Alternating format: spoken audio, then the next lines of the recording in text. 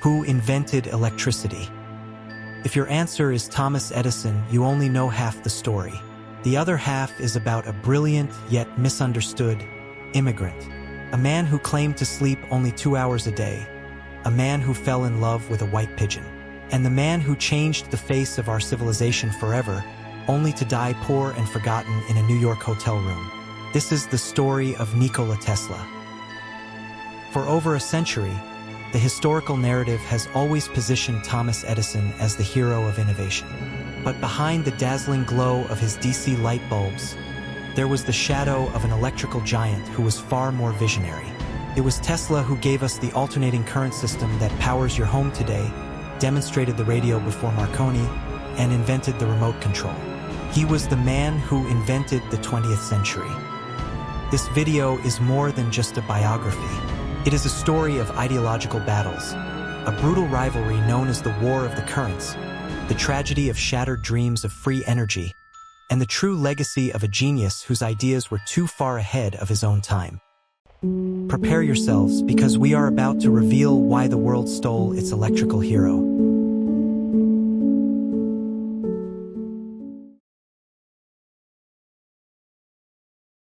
Our story begins at midnight, July 10, 1856, in a small village called Smiljan, which was then part of the Austrian Empire.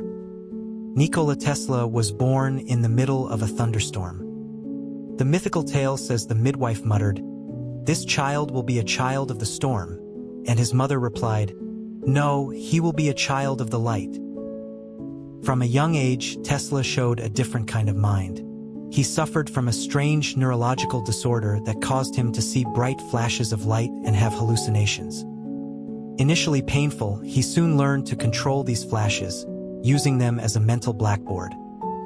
He could design a complete machine in his head, turn its components, and test it without needing to create a physical prototype. His greatest vision occurred while taking a walk, the vision of the alternating current system, or AC, which would later revolutionize the world.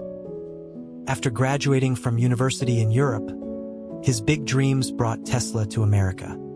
He arrived at New York Harbor in 1884 with only 4 cents in his pocket, a few poems, and a letter of introduction that read, "I know 2 great men, and you are one of them.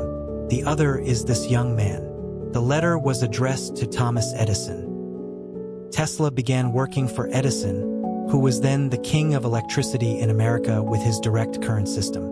Edison promised to give Tesla $50,000 in cash, a huge sum, if he could solve a fundamental problem with Edison's DC machines.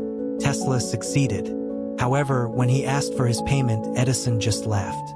"Tesla," he said, "you don't understand American humor yet." Edison never paid the promise. Tesla quickly realized genius was not enough. Edison had shown him that this battle was not about innovation, but about money. This was the beginning of the War of the Currents.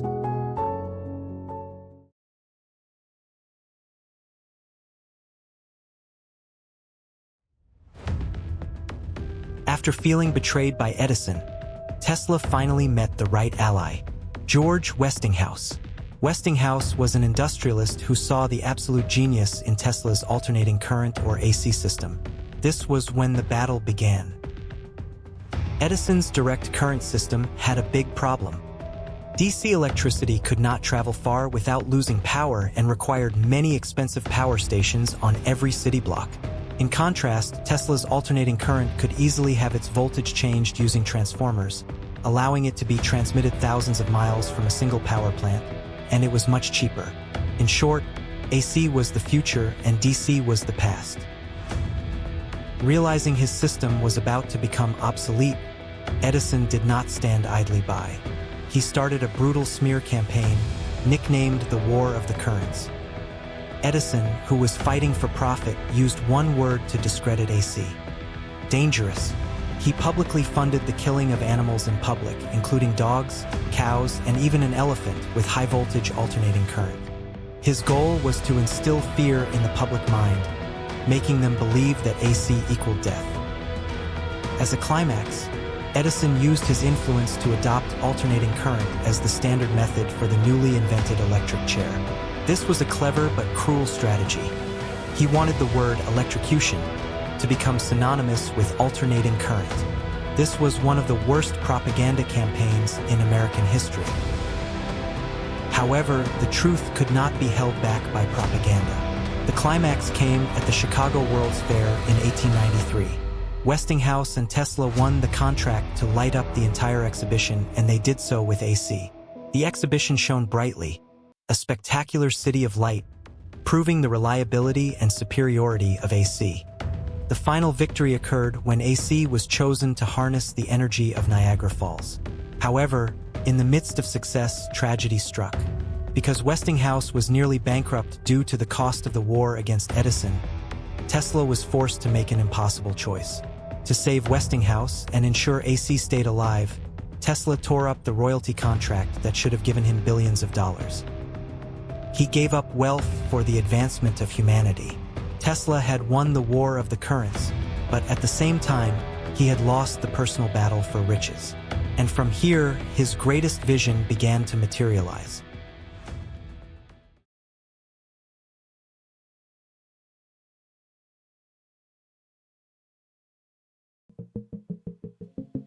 After winning the war of the currents, Tesla, now stripped of his wealth, was truly free. He abandoned commercial interests and concentrated on pure innovation. He was not interested in profit. He was only interested in the future of mankind. His first vision: global communication. While the world was still grappling with wires, Tesla had predicted wireless communication. In 1895, he was close to completing a radio transmission system. Unfortunately, a mysterious fire destroyed his laboratory, wiping out all his notes and prototypes. This paved the way for Guglielmo Marconi to transmit the first transatlantic radio signal. Ironically, Marconi used 17 of Tesla's patents. It wasn't until 1943 that the U.S. Supreme Court finally reversed the situation, acknowledging Tesla as the rightful inventor of radio. The historical narrative may be slow, but the scientific truth was on Tesla's side.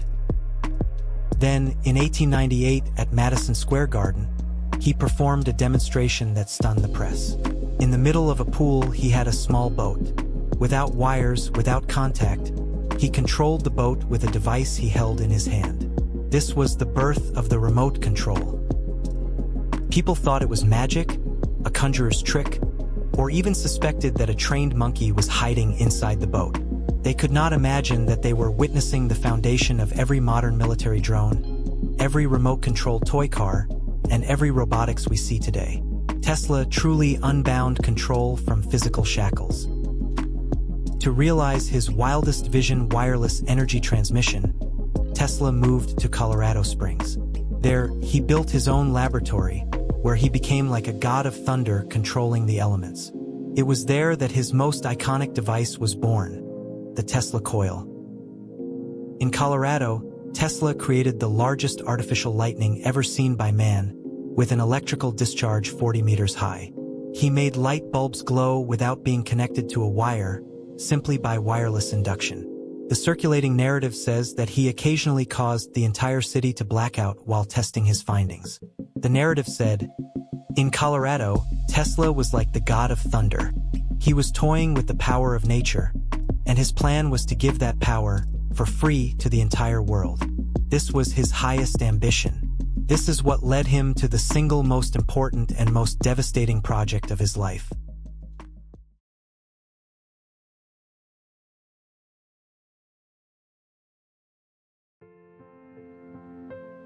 After his success with alternating current, Nikola Tesla had an ambition that far exceeded anyone's imagination: free wireless energy for the entire world. To realize this dream, he started his single greatest project, the Wardenclyffe Tower in Long Island, New York. The project was supported by the most powerful banker at the time, J.P. Morgan.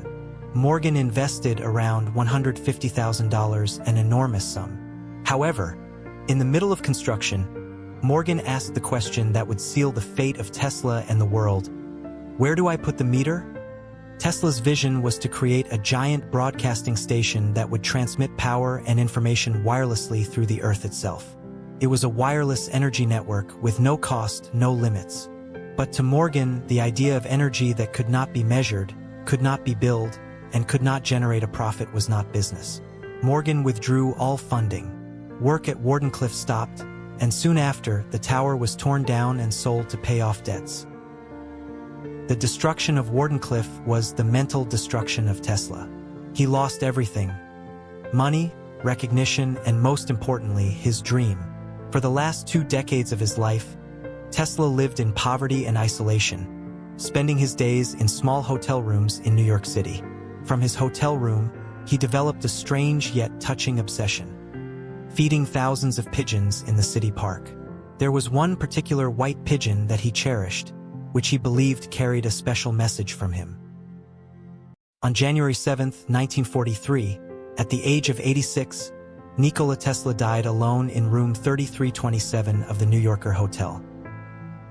Ironically, after his death, FBI agents came to his room and confiscated all his notes, plans, and research. The narrative said, "The inventor who created our electrical future ended up alone, defeated not by his rival, but by the system he sought to serve. His genius was undeniable, but his conscience could not compete with greed."